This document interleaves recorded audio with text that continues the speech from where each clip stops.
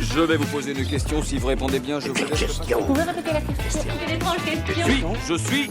Le ciné en question. Années 30, prohibition, États-Unis, jumeaux, vampires. On va évidemment vous parler de Sinners.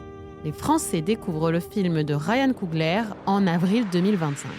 Dans les salles obscures, les spectateurs font un saut dans le temps au pays de l'oncle Sam, où des événements étranges surgissent dans une ville du Mississippi. Le pitch ? Alors qu'ils cherchent à s'affranchir d'un lourd passé, deux frères jumeaux reviennent dans leur ville natale pour repartir à zéro. Mais ils comprennent qu'une puissance maléfique bien plus redoutable guette leur retour avec impatience.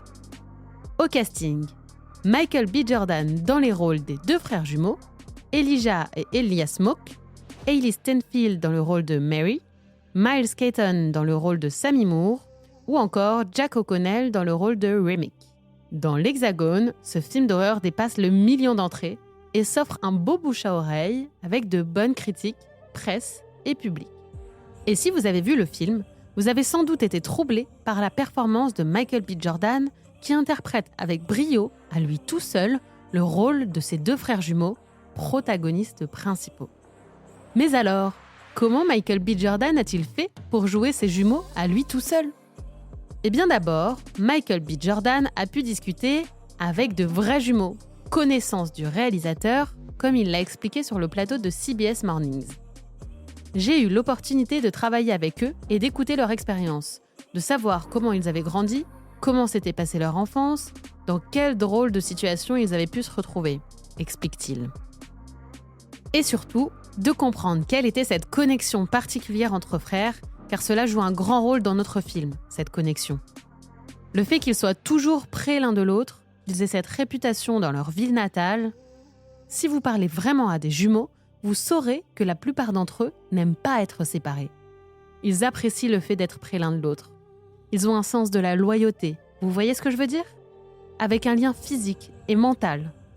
On voulait aussi explorer ce qu'il allait se passer quand ils n'étaient pas l'un avec l'autre. Comment les personnes les traitaient. C'était assez stimulant et fun à tourner.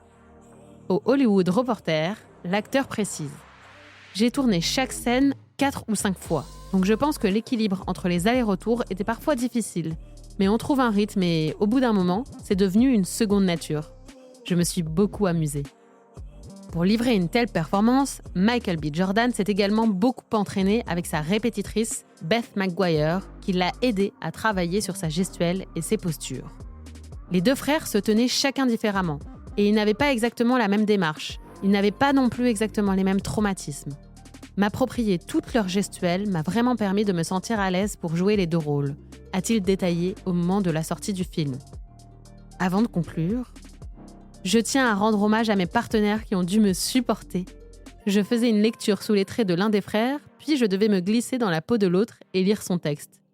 Et tous les acteurs ont été indulgents avec nous, ce qui a beaucoup compté.